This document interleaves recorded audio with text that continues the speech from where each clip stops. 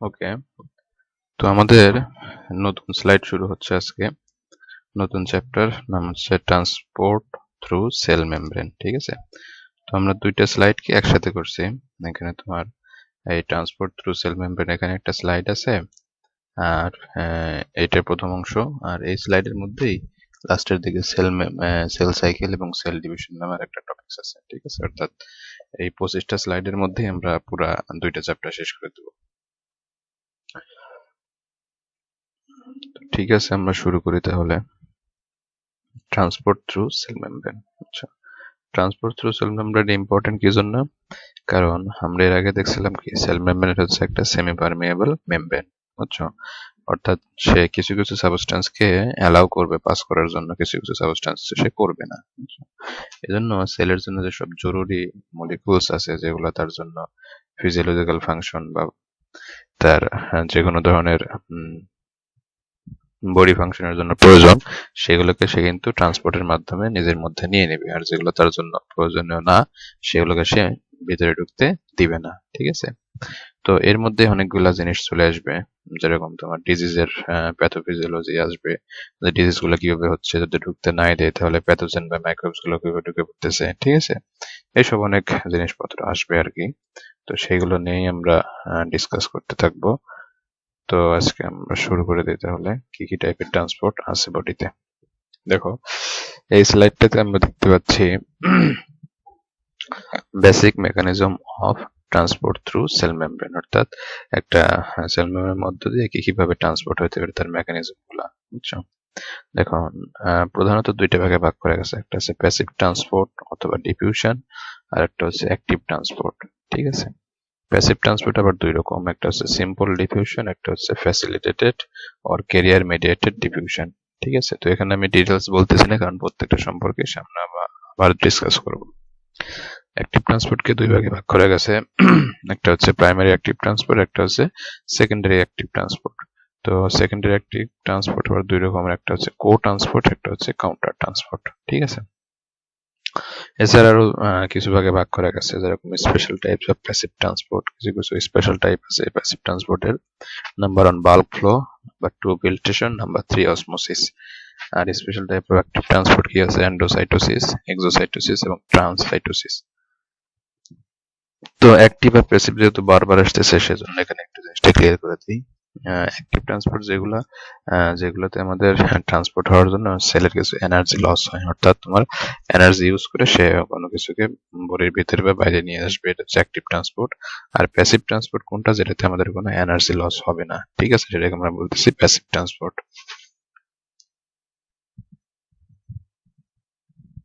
আচ্ছা, এখন দেখো passive transport diffusion. Passive transport is the transport of substances along the concentration gradient or electrical gradient or both electrochemical gradient। আচ্ছা, এখানে একটা কথা, এই গ্রেডিয়েন্ট একটা কথা আসছে। গ্রেডিয়েন্ট মানে কি? যে তোমার কম থেকে বেশির দিকে বা বেশি থেকে কমের দিকে, এই যে গ্রেডিয়েন্টটা আছে, এবং সেটা বলতে আসলে সহজ ভাষায় বলেনি যে প্যাসিভ ট্রান্সপোর্ট বা আমাদের নিষ্ক্রিয় যে ট্রান্সপোর্ট বা পরিবহন, সেটা কিরকম? সাবস্টেন্স গুলো কিভাবে ট্রান্সপোর্টেড হবে? তারা কনসেন্ট্রেশনের দিকে, অর্থাৎ যেখানে বেশি কনসেন্ট্রেশন আছে সেখান থেকে তারা কম কনসেন্ট্রেশনের দিকে যাবে, বুঝছো? এটা হচ্ছে অ্যালং দ্য কনসেন্ট্রেশন গ্রেডিয়েন্ট, অর্থাৎ যেখানে কম আছে সেখান থেকে সে বেশির দিকে যাবে, এটা হচ্ছে কনসেন্ট্রেশন গ্রেডিয়েন্ট। আর একটা হতে পারে ইলেকট্রিক্যাল গ্রেডিয়েন্ট, অর্থাৎ যেখানে বেশি চার্জ আসে বা তোমার পজিটিভ চার্জ আসে বা নেগেটিভ চার্জ আছে, এই চার্জ গুলোর সাথে মানে মিউচুয়াল করে যেখানে দরকার সেখানে সে নিয়ে যাবে, অর্থাৎ বিপরীত দিকে কেউ যাবে না, তার যেদিকে যাওয়া দরকার সেদিকে যাবে, সেগুলোকে আমরা বলতেছি গ্রেডিয়েন্ট অনুযায়ী যাওয়া।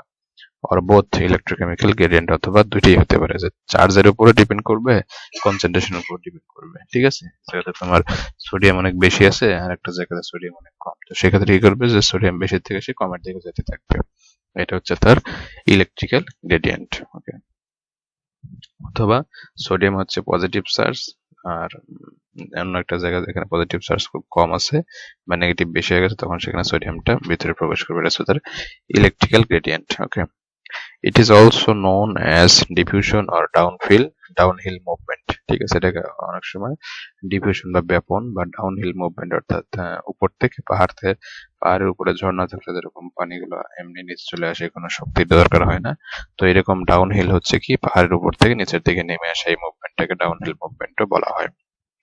It does not need energy, তো এটার কোনো আমাদের এনার্জি বা শক্তির প্রয়োজন হয় না।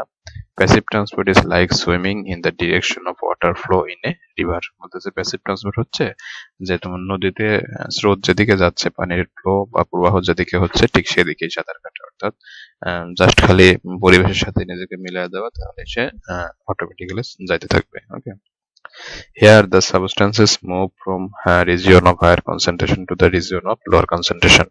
তো ডিফিউশনের তো মূল তো কথা এটাই ছিল যে যেখানে তোমার বেশি কনসেন্ট্রেশনের মলিকিউল থাকবে বা সাবস্টেন্স থাকবে, সেখান থেকে এসে কম কনসেন্ট্রেশনের দিকে যেতে থাকবে। Okay, diffusion is of two types. তো ডিফিউশনটাকে দুই ভাগে ভাগ করা গেছে, বিশেষ করে ব্যাপনটাকে। নাম্বার 1 সিম্পল ডিফিউশন, সাধারণ ব্যাপন। নাম্বার 2 ফ্যাসিলিটেড ডিফিউশন বা বিশেষ ব্যাপন, ঠিক আছে। Simple diffusion of substances occurs either of the following two ways। তো সিম্পল ডিফিউশনটাকে আবার দুইটা ভাগে ভাগ করা গেছে, হ্যাঁ। Number 1 through lipid layer of the cell membrane, একটা হচ্ছে লিপিড লেয়ারের মধ্যে দিয়ে যাবে পাস করবে, আর একটা হচ্ছে through protein layer of the cell membrane, একটা হচ্ছে প্রোটিন লেয়ার যেটা আছে সেখান থেকে সে পাস করবে। তো লিপিড লেয়ারের মধ্যে দিয়ে কারা যাবে, যারা লিপিড তারাই কিন্তু যাবে, ঠিক আছে। আর প্রোটিন লেয়ারের মধ্যে দিয়ে কারা যাবে, যারা প্রোটিন টাইপের, তো এরাই কিন্তু এখান থেকে পাস করতে থাকবে। ওকে, তো এইগুলো হচ্ছে আমাদের ডিফিউশনের ব্যাপারটা। ওকে, আচ্ছা, নাম্বার 1 দেখো, simple diffusion through lipid layer. তো লিপিড লেয়ারের মধ্যে দিয়ে যে আমাদের সাধারণ ডিফিউশনটা হবে। Lipid layer of the cell membrane is permeable only to lipid soluble substances like oxygen, carbon dioxide and alcohol। বলছে লিপিড লেয়ার আমাদের সেল মেমব্রেনে যেটা আছে, তো তার মধ্যে শুধুমাত্র কারা পাস করে, লিপিড সলুবল যেগুলো আছে, অর্থাৎ লাইক ডিজলভস লাইকস একটা কথা আছে, অর্থাৎ যে যেরকম সে তার মতো সাবস্টেন্সকে ডিজলভ করবে বা সেখান থেকে সে পাস করার অনুমতি দিবে, বুঝছো। তো লিপিড সলুবল সাবস্টেন্স কি কি আছে, oxygen, carbon dioxide and alcohol, ঠিক আছে। The diffusion through the lipid layer is directly proportional to the solubility of the substances in lipids। বলছে ডিফিউশনের যে পরিমাণটা সেটা তোমার নির্ভর করবে কিসের উপরে, ওই পদার্থ বা ওই সাবস্টেন্সটা লিপিড লেয়ারে কতটুকু তোমার সলুবল। যদি খুব বেশি সলুবল হয় তাহলে খুব বেশি হবে, সেখানে পাস করবে বা ট্রান্সপোর্ট করবে, আর কম হলে সেখানে কম ট্রান্সপোর্ট করবে, অর্থাৎ সলুবিলিটি বাড়লে তার ট্রান্সপোর্টের লেভেলটাও বাড়বে। Protein layer of the cell membrane is permeable to water soluble substances। তো প্রোটিন লেয়ার যেটা আছে তার মধ্যে শুধুমাত্র ওয়াটার সলুবল সাবস্টেন্স গুলো পাস করবে।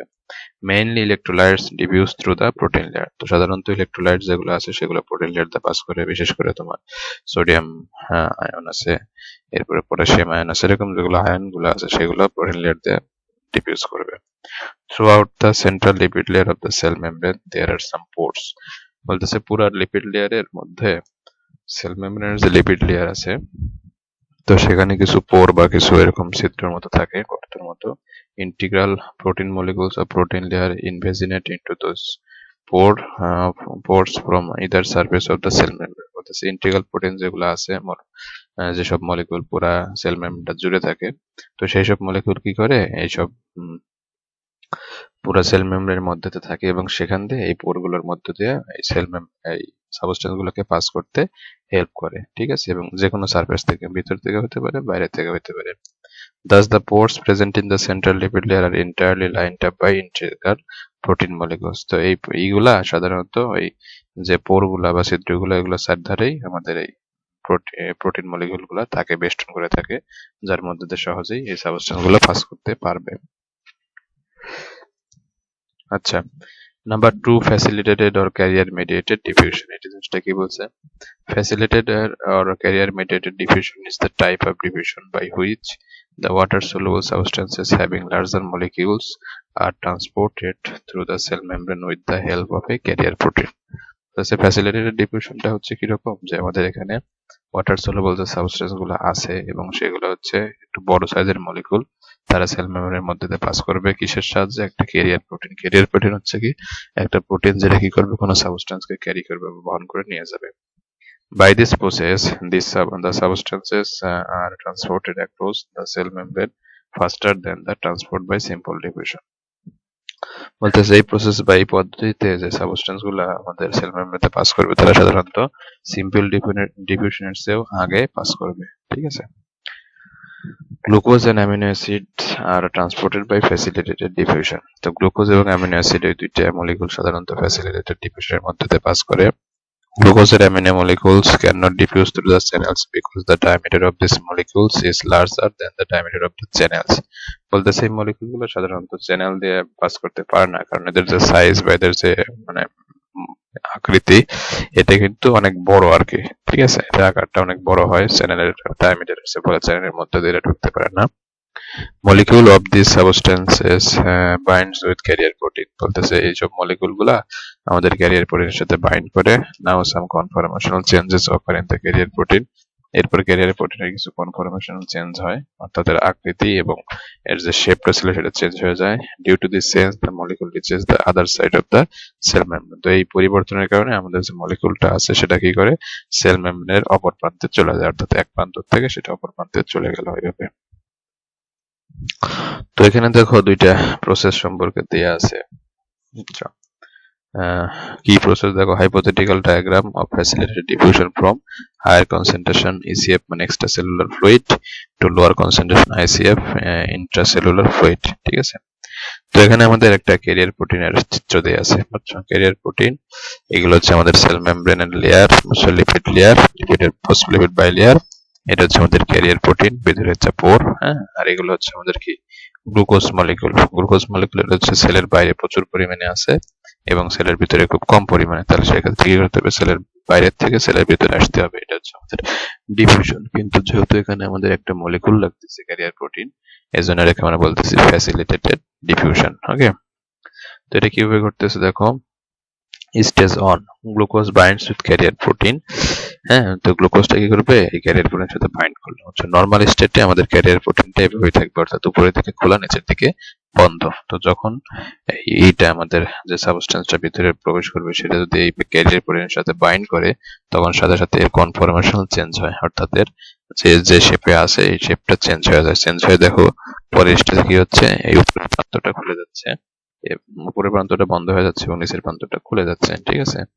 নাম্বার 2 দেখো, conformational changes occurs in the carrier protein and the glucose is released into ICF। বলতেছে কনফরমেশনাল যে চেঞ্জটা হবে, এই কনফরমেশনাল চেঞ্জের কারণে আমাদের যে এটা আছে এই প্রোটিন গ্লুকোজ মলিকিউলটা আছে সে কিন্তু ক্যারিয়ার প্রোটিন থেকে বিচ্যুত হবে এবং এই সেলের মধ্যে প্রবেশ করবে। বুঝছো, এটা যখন ভিতরে চলে আসবে তখন এই চ্যানেলটা আবার আগের মতো হবে, আবার নতুন মলিকিউল বাইন্ড করবে, আবার সেটা ভিতরে প্রবেশ করবে। ঠিক আছে। তো এইভাবে এই প্রসেসটা মানে কন্টিনিউ করতে থাকবে যতক্ষণ পর্যন্ত তার এই গ্লুকোজ মলিকিউলগুলো ভিতরে আসা শেষ না হয়। ঠিক আছে। এইভাবে ফ্যাসিলিটেটেড ডিফিউশনের মাধ্যমে একটা মলিকিউল সাধারণত আমাদের বডির মধ্যে প্রবেশ করে থাকে। এটা গ্লুকোজের জন্য দেখানো হয়েছে। তো এটা তোমার অ্যামিনো অ্যাসিড একই রকম। তো গ্লুকোজ ট্রান্সপোর্টের জন্য একটা প্রোটিন ইউজ হয়, সেটার নাম হচ্ছে গ্লুকোজ ট্রান্সপোর্টার 1 আছে, 4 আছে গ্লুকোজ ট্রান্সপোর্টার, সেটাকে গ্লুট বলা হয়, GLUT, গ্লুকোজ ট্রান্সপোর্টার। আচ্ছা, এরপর দেখো আমাদের আসলে special type of passive transport. তো প্যাসিভ ট্রান্সপোর্টের মধ্যে কিছু স্পেশাল টাইপস আছে, তো সেই জিনিসগুলো কি সেগুলো সম্পর্কে আমরা একটু দেখি। দেখো, in addition to diffusion there are some special types of passive transport। আমাদের ডিফিউশনের পাশাপাশি আরো 3 ধরনের প্যাসিভ ট্রান্সপোর্ট আছে। Number 1 bulk flow, number 2 filtration, number 3 osmosis. ঠিক আছে। বাল্ক ফ্লোটা কি বলছে, bulk flow is the diffusion of large quantity of substances from a region of high pressure to the region of low pressure। তো bulk flow হচ্ছে যে normal diffusion যেটা বলছিলাম, যে কোনো একটা জায়গায় প্রচুর পরিমাণে আমাদের মলিকিউলস বা কোনো কিছু কনসেন্ট্রেটেড অবস্থায় আছে এবং সেখান থেকে কোথায় যাবে, যেখানে যে রিজন বা যে এলাকায় জিনিসটা কম আছে, ঠিক আছে, সাবস্টেন্সটা কম আছে, এটাকে আমরা বলতেছি বাল্ক ফ্লো, এই ডিফিউশনটাকে। It is due to the pressure gradient of the substance across the cell membrane। তো এটা কি জন্য হয়, প্রেসার গ্রেডিয়েন্ট বা প্রেসারের যে তারতম্য সেই কারণে হচ্ছে, অর্থাৎ সেল মেমব্রেনের এক পাশে হচ্ছে অনেক বেশি পরিমাণে মলিকিউল আছে আর এক পাশে অনেক কম পরিমাণে আছে, তখন সেক্ষেত্রে আমরা কি বলবো, যে যেটা যেখানে বেশি আছে সেখানকার মলিকিউলগুলো যেখানে কম আছে রিজিয়ন, সেই রিজিয়নে যাবে। ঠিক আছে। Best example for bulk flow is the exchange of gases across the respiratory membrane in lungs. আমাদের সবচেয়ে ভালো উদাহরণ হচ্ছে বাল্ক ফ্লোর ক্ষেত্রে যে আমাদের গ্যাসের যে এক্সচেঞ্জটা হয়, ঠিক আছে, যে লাংস এর মধ্যে কি ঘটনা ঘটে, আমরা এয়ার থেকে অক্সিজেনটা নেই, তো অক্সিজেনটা যাওয়ার পরে কি করে বডিতে লাংসের মধ্যে অক্সিজেনের পরিমাণটা অনেক বেশি থাকে, কিন্তু ব্লাডের মধ্যে অক্সিজেনের পরিমাণটা অনেক কম থাকে। তো এই জন্য কি করে যে লাংসের ভিতরে অক্সিজেনটা কোথায় যায়, লাংস থেকে আমাদের ব্লাডের ক্যাপিলারিতে চলে যায়। এভাবে বাল্ক ফ্লোর মাধ্যমে আমাদের বাইরের অক্সিজেনটা ব্লাডের মধ্যে প্রবেশ করতেছে। আবার কার্বন ডাইঅক্সাইডের ক্ষেত্রে উল্টা ব্যাপার, অর্থাৎ কার্বন ডাইঅক্সাইডের পরিমাণটা কিন্তু ব্লাডের মধ্যে অনেক বেশি, কিন্তু আমাদের বাইরে হচ্ছে কম। এজন্য কি ঘটনা ঘটবে, যে তখন বাল্ক ফ্লোটা হবে উল্টা, অর্থাৎ ব্লাড থেকে কার্বন ডাইঅক্সাইড গুলো বের হয়ে আমাদের ইসের মধ্যে চলে আসবে, লাংসে চলে আসবে, সেখান থেকে বাইরে বের হয়ে আসবে।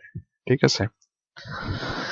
আচ্ছা, partial pressure of oxygen is greater in the alveolar air than in the alveolar capillary blood. এটাই বলতেছে যে এখানে অক্সিজেন আংশিক চাপটা আমাদের যে এই ফুসফুসের বাতাস সেখানে বেশি থাকবে, কিন্তু ব্লাডের মধ্যে সেটা কম থাকবে। এই কারণে কি করবে, ব্লাডটা মানে এয়ারটা কি করবে, অক্সিজেনটা আমাদের ব্লাডের মধ্যে ইজিলি প্রবেশ করবে। So oxygen moves from alveolar air into the blood through the respiratory membrane, যার ফলে আমাদের এই অক্সিজেনটা কি করবে, এই অ্যালভিওলার এয়ার থেকে কি করে ব্লাডের মধ্যে প্রবেশ করবে রেসপিরেটরি মেমব্রেনের মাধ্যমে। ঠিক আছে। আচ্ছা, এরপর দেখো আমাদের আরো দুইটা process, special type of simple diffusion. Number 2 হচ্ছে ফিল্ট্রেশন। দেখো, movement of water and solutes from an area of high hydrostatic pressure to an area of low hydrostatic pressure is called filtration. তো বলতেছে যে আমাদের যখন ওয়াটার এবং solute এটা যখন অতিরিক্ত পানির চাপের জায়গা থেকে কম পানির চাপের দিকে যাবে, তখন সেটাকে আমরা বলতেছি filtration. Hydrostatic pressure is developed by the weight of the fluid. তো এটা কিভাবে তৈরি হয়, আমাদের ফ্লুইড বা তরলের যে ওয়েট বা ওজন আছে তার উপর ডিপেন্ড করে তৈরি হয়। Filtration process is seen at arterial end of the capillaries. তো এটা কোথায় দেখা যায়, মেইনলি তোমার আমাদের যে ধমনীর শেষ প্রান্ত আছে ক্যাপিলারিতে, সেখানে দেখা যায়। Where movement of fluid occurs along with dissolved substances from blood into the interstitial fluid. তো যেখানে কি ঘটনা ঘটে, তো আমাদের ফ্লুইড গুলা কিভাবে চেঞ্জ হয়, ডিজলভ সাবস্টেন্স সহ ব্লাড থেকে ইন্টারস্টিশিয়াল ফ্লুইড অর্থাৎ আমাদের সেলের বাইরের যে অংশ সেখানে যায়। It also occurs in glomeruli of kidneys. এটা অনেক সময় এবং নিয়মিত ঘটে আর কি, কিডনির ক্ষেত্রে গ্লোমেরুলার যে ফিল্ট্রেশন আছে সেখানে কিন্তু এই ফিল্ট্রেশন প্রসেসটাই ঘটে। বুঝছো। Number 3, osmosis. Osmosis is the special type of diffusion. অসমোসিসটা সবসময় স্পেশাল কেন, কারণ এখানে তোমার আসলে ডিফিউশনটা হয় সলভেন্টের, এবং সেটা একটা নির্দিষ্ট সেমি পারমিয়েবল মেমব্রেনের মাধ্যমে। It is defined as the movement of water or any other solvent from an area of lower concentration to an area of higher concentration at a solute through a semi-permeable membrane. তো বলতেছে এখানে উল্টা ঘটনা, অর্থাৎ যেখানে ঘনত্ব কম সেখানে থেকে সে কোথায় যাবে, যেখানে ঘনত্ব বেশি সেখানে সে এই সলভেন্ট বা ওয়াটার মলিকুলটা পাস করবে, এবং সেটা কিসের মাধ্যমে, একটা সেমি-পারমিয়েবল মেমব্রেনের মাধ্যমে, অর্ধবেদ্য পর্দার মাধ্যমে। The semi-permeable membrane permits the passage of only water or other solvents but not the solutes. তো semi-permeable membrane যেটা আছে তার কাজ হচ্ছে সে শুধুমাত্র কি করবে, শুধুমাত্র সে এইটাকে মানে সলভেন্টটাকে পাস করার অনুমতি দেবে, কিন্তু সলিউটটাকে সে অনুমতি দিবে না। বুঝছো। Osmosis can occur whenever there is a difference in the solute concentration on either side of the membrane. তো অসমোসিস তখন ঘটে যখন যে কোনো একটা প্রান্তে আমাদের কনসেন্ট্রেশন গ্রেডিয়েন্ট থাকে, অর্থাৎ কনসেন্ট্রেশন কম বেশি থাকে, এবং মাঝখানে একটা কি পর্দা থাকে, সেমি পারমিয়েবল পর্দা থাকে। ঠিক আছে। Osmosis depends upon osmotic pressure. তো এই যে তারা পরস্পরের উপর যে করতেছে আর কি, প্রেসার দিচ্ছে, এবং এই দুই পাশের প্রেসার যে ডিফারেন্স সেটাকে আমরা বলতেছি অসমোটিক প্রেসার। এই অসমোটিক প্রেসারের উপর ডিপেন্ড করে আমাদের অসমোসিসটা হচ্ছে, কম বেশি হলে সেখানে আমাদের অসমোসিস কম বেশি হবে। তো এই ছিল মোটামুটি আজকে আমাদের ক্লাসের বিষয়বস্তু। নেক্সট ক্লাসে আমরা বাকি চ্যাপ্টার গুলো, বাকি টপিকস গুলো দেখার চেষ্টা করব। ঠিক আছে। আর তোমাদের যেহেতু এখন পরীক্ষা, তোমরা সবাই পরীক্ষার জন্য প্রিপেয়ার হও। লেকচার ভিডিও দেখা শেষ হলেই তোমাদের পরীক্ষা শেষ শুরু হবে। আচ্ছা, ঠিক আছে।